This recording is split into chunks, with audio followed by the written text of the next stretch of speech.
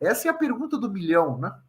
Como mudar uma cultura organizacional? Acho que essa é aquilo que muitas empresas estão atrás e, infelizmente, a minoria acaba encontrando. Não, Diego? Como é que você vê esse processo de mudança de cultura? Olha, essa é a pergunta de $1 milhão, mas eu respondo ela fácil para você. Começa usando os serviços do Guilherme para contratar as pessoas certas e a Valéria e o Diego para conduzir a cultura na direção que você quer. Não, ok. Falando sério, uma mudança de cultura, primeiro ela precisa um propósito. Por que eu quero mudar minha cultura? O que eu quero atingir com isso? Porque um processo de mudança cultural é um processo que dá trabalho. Como o Guilherme disse há pouco, isso não acontece sem dor, né? Em geral, a mudança cultural tem dor. Ela pode ser pequenininha, ela pode ser gigantesca, depende do tamanho da mudança e do que está acontecendo naquela empresa.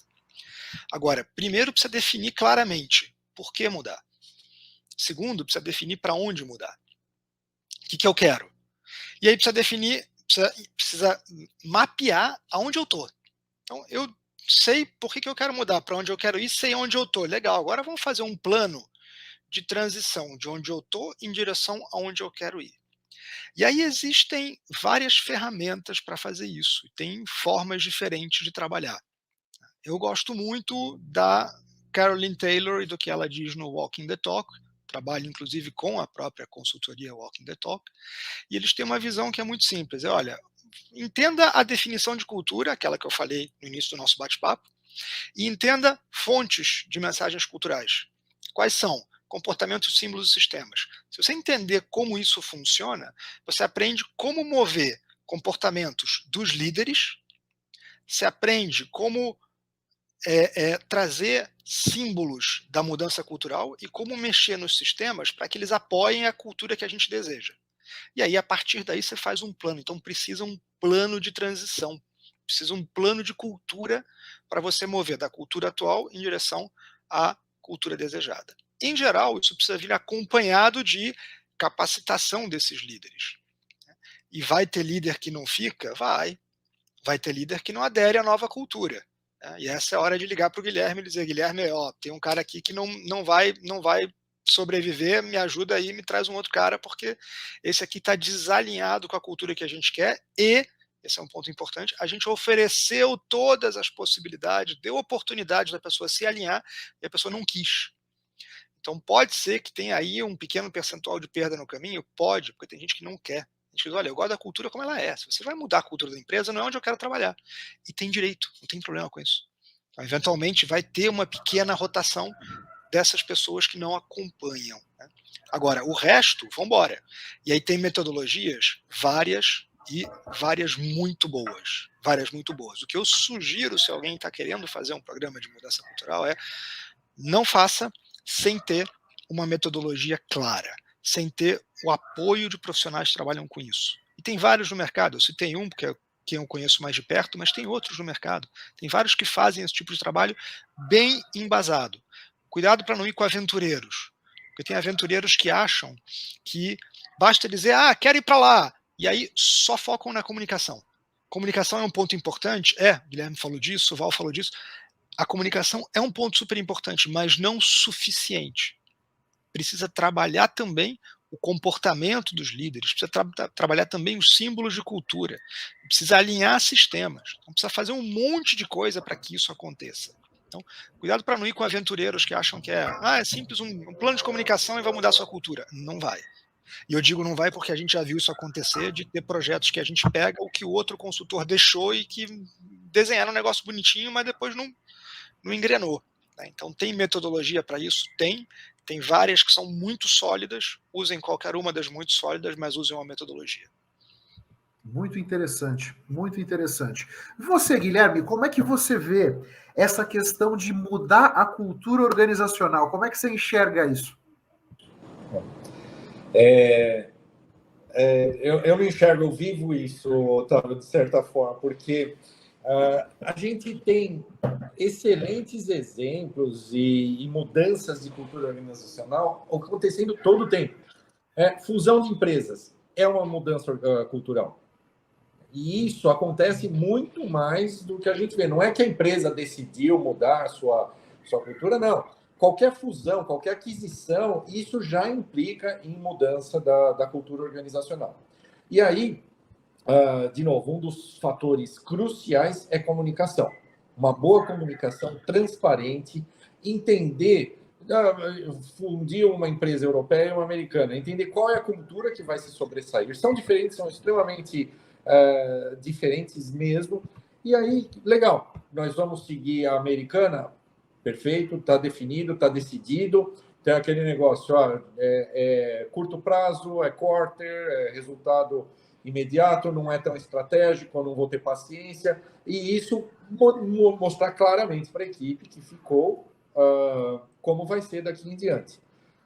Oferecer todo tipo de assistência e ajuda com muita transparência nesse momento, né, para aqueles que entenderam, legal, eu acho que eu estou no barco, vamos lá. Oferecer uma saída para aqueles, não é bem o que eu queria, eu acho que eu não me dou com essa cultura. A pessoa tem que reconhecer, e a empresa, obviamente, qualquer fusão, qualquer mudança de cultura, ela é traumática, e a empresa e as pessoas têm que entender, não é meu momento, não quero, me ajuda a encontrar uma posição nova. Perfeito. Né? O reconhecimento das falhas ao longo do processo tem que ser rápido e atuado imediatamente também, porque qualquer desvio daquele objetivo que a empresa estava buscando com essa nova cultura, ele tem que ser atuado rapidamente, senão vai gerar ruído, vai gerar desmotivação, vai gerar descontentamento e vai afetar os negócios. Você vê que, estatisticamente, 80% das fusões, 1 mais 1 não foi igual a 3, como se esperava, foi igual a 2, 1,5, 2,5, mas não aconteceram da forma ideal ou da forma que se esperava, por falta de comunicação, transparência, acompanhamento, reconhecimento das falhas e atuação imediata, reconhecimento de que não é esse bem o caminho que a gente estava pensando, não vai dar muito certo, vamos mudar e começar e mostrar de novo. Uma coisa que acontece muito aqui conosco, Otávio, quando existe uma fusão de empresa, não que a pessoa seja demitida, mas o que eu recebo de executivos de uma ou outra das empresas que se fundiram, Guilherme, não é mais o que eu quero, a comunicação não está boa, me ajuda a achar uma posição nova, ver como é que está o mercado para esse tipo de função. Então, é absurdo o que acontece. E vira e mexe, cara, eu bato um fio com o presidente da empresa, escuta, Zé, o que está acontecendo aí? Você não imagina quanta gente está vindo aqui conversar conosco, porque o cara só faltava ter o nome da sua empresa tatuado no peito e agora o cara está querendo mudar. Pô, o que está acontecendo aí que vocês não estão comunicando bem? Como eu posso te ajudar? O que vocês pretendem com tudo isso? Mas vocês vão perder bons talentos se vocês não comunicarem direito. Então, é um negócio complicado, traumático, mas, de novo, comunicação, transparência, conhecimento, acompanhamento e reconhecimento é algo que tem que ser a agenda do dia para qualquer mudança organizacional, mudança cultural. Perfeito, perfeito. E tem aqui, antes de chamar a Valéria, tem um comentário do Daniel. Viu uma fusão em que 1 mais 1 dá igual a 1,5, né? Andamos para trás, né? Valéria, como é que você vê? Como é que você vê esse processo de mudar a cultura organizacional? Bem, esse depara, né, é um processo que, às vezes, tem pessoas que olham como isso, como algo simples, que talvez eu vá transferir para a consultoria fazer isso para mim, né, vou contratar pessoas que vão fazer, e não é assim. O passo a passo descrito aqui pelo Diego, pelo Guilherme, né, tá muito bem descrito. Então, no momento inicial, a gente consegue ter só conhecimento, e o processo de ganhar consciência só vem depois, né? Então, ter clareza de que esse deparo e de que isso é um processo, né? Ter disciplina para embarcar as pessoas não fazer propaganda daquilo que você efetivamente ainda não é, né? A gente viveu isso em alguns projetos, às vezes o cliente já com o desejo de começar a fazer divulgações e celebrações em cima de alguma coisa que ainda não era. Então, para mudar, você precisa ser o exemplo, né? Então, trabalhar muito bem o conhecimento de qual é a cultura atual, dos comportamentos, dos sistemas, né? De como que você promove, de como que você recruta, de como que você desliga, e conhecer os símbolos de onde você investe dinheiro, de onde você não investe dinheiro, por exemplo, de como que você faz o seu orçamento, do que você gasta, como que é a tua cultura atual. Para mudar, você tem que ter esse bom diagnóstico, ter esse conhecimento e ter a consciência, não do que é a cultura ideal, mas ter a consciência do que é a cultura necessária para o planejamento estratégico que você tem. Então, muitas vezes as pessoas me perguntam, tá, então vocês vêm para trabalhar essa evolução, vocês entram que horas? O ideal é que a gente já entre junto e esse trabalho já comece junto com o planejamento estratégico. E a cada ano, quando esse planejamento estratégico for rodar de novo, a gente pega lá o que a gente tinha do nosso plano de cultura e atualiza isso, né? Então, a gente tem que entender que esse processo é um processo vivo, que não tem one-shot intervention, né? Fiz uma vez, pronto, acabou, já que a cultura é viva, né?